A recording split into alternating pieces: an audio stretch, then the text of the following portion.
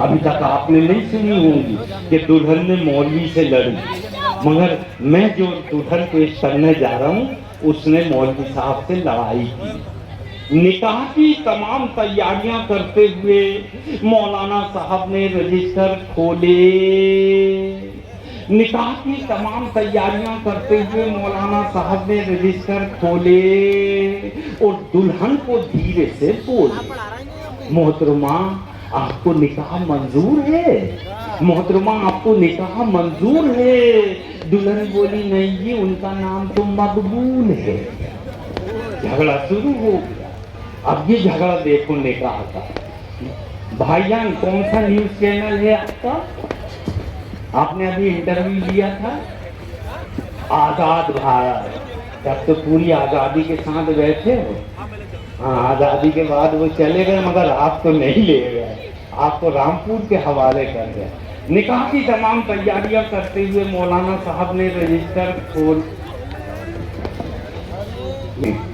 अभी मिले। अच्छा, सादेक भाई के भाई हैं, सादाब भाई, आदाब भाई, आ जाइए यहाँ बैठिए, भाई के बाजू में बैठिए। गजब, बीच में घुस जाएंगे? आएगा। मैं तो इतने किस्से सुनाने वाला था कि मैं क्या बताऊं, मगर टाइम कैसा चला गया। मेरे को केवल 40 मिनट का टाइम मिला था, 1 घंटे से ऊपर निकल गया, पता ही नहीं चला। ये मोहब्बत का असर है, आपने इतनी मोहब्बत से सुने इसलिए मैं ये सुना रहा हूँ। निकाह की तमाम तैयारियां करते हुए मौलाना साहब ने रजिस्टर खोले, दुल्हन को धीरे से बोले, मोहतरमा आपको निकाह मंजूर है? दुल्हन बोली, नहीं जी, उनका नाम तो मकबूल है। दुल्हन मौलवी साहब बोले, फिर रजिस्टर में अपना नाम भर लो, रजिस्टर में अपना नाम भर लो और मकबूल की जगह मंजूर को, हाँ, रजिस्टर में अपना नाम भर लो और मंजूर को अपने निकाह में मंजूर कर लो, मकबूल को अपने निकाह में मंजूर कर लो। जी, तो अब देखना मंजूर और मकबूल की लड़ाई कैसे आगे बढ़ती है। हाँ, तो आपको निकाह मंजूर है? नहीं जी, उनका नाम तो मकबूल है। तो मौलाना साहब बोले, रजिस्टर में अपना नाम भर लो और मकबूल को अपने निकाह में मंजूर कर लो। दुल्हन ने घूंघट खोली और गुस्से में बोली, मौलवी साहब, आपने क्या मंजूर की रट लगाई है? आप समझते क्यों नहीं? मंजूर दरअसल मकबूल का छोटा भाई है। हाँ, मस्ती में जीता है, बीड़ी सिगरेट पीता है। फिर मेरी वालदा ने भी मकबूल को पसंद किया, आपने मंजूर का नाम क्यों लिया? मैं अपने वालिद से नहीं डरी, आपसे क्या डरूंगी? मैं तो मकबूल से ही करूंगी।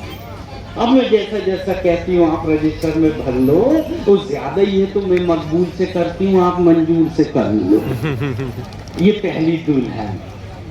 अच्छा, बाजू में दूसरी दुल्हन बैठी थी, 2 निके थे, लेकिन वो पढ़ी लिखी दुल्हन के पास अब मौलवी साहब गए और उससे बोले, मोहतरमा आपको निकाह मंजूर है? उसने केवल 5 लाइन बोली, आपको निकाह मंजूर है? दुल्हन बोली, मौलवी साहब, आप जिंदगी भर निकाह मंजूर करवाते हो, मगर पहले ये तो बताओ, कभी मेहर की रकम भी नगद दिलवाते हो? सारा काम उधारी में निपटाते हो। आप जिंदगी भर निकाह मंजूर करवाते हो, मगर पहले ये तो बताओ, कभी मेहर की रकम भी नगद दिलवाते हो? अरे मौलवी साहब, ये दूल्हा नहीं, ये तो भिखारी है, इसके पास जो हीरो होंडा है वो भी हमारी है। ये दूल्हा नहीं, ये तो भिखारी है, इसके पास जो हीरो होंडा है वो भी हमारी है। मौलवी साहब, जिंदगी में आई किसी मुसीबत को ये टाल नहीं सकता, और जो हमसे कपड़े और जूते मांग कर पहने वो हमें पाल नहीं सकता। अब ये एक गलत फहमी नजर भाई कि दुल्हन वालों से कपड़े लेता है लड़का, शर्म की बात है। ये शरीयत में कहीं नहीं है कि आप दुल्हन वालों से कपड़े लेके पहनो, जूते लेकर पहनो, जबकि आप निकाह खुद कर रहे हो कि मैं इसको भी पालूंगा, इसके बच्चों को भी पालूंगा, मैं नाम नुक्के के सिक्का राजुलबत, अभी का जो सिक्का चल रहा है इसको भी खर्च करूंगा। वाह, और कपड़े उससे लेके मांगते हैं। तो बहुत सारे लड़कों ने मेरे से वादा किए, मेरी शादी होने वाली है, मैं पैजामा कमीज में जाऊंगा, मगर दुल्हन से कभी और दुल्हन वालों से मैं जोड़ा नहीं गया। ये जिंदगी में आई किसी मुसीबत को टाल नहीं सकता, वो जो हमसे कपड़े और जूते मांग कर पहने वो हमें पाल नहीं सकता। और आखिरी दो लाइन, मौलवी साहब आप भी शरीयत की आड़ में इस्लामी उसूलों को उल्टा टांगेंगे, आप भी शरीयत की आड़ में इस्लामी उसूलों को उल्टा टांगेंगे और थोड़ी देर के बाद आप भी निकाह की फीस मांगेंगे, जब केस का भी कोई इंतजाम नहीं।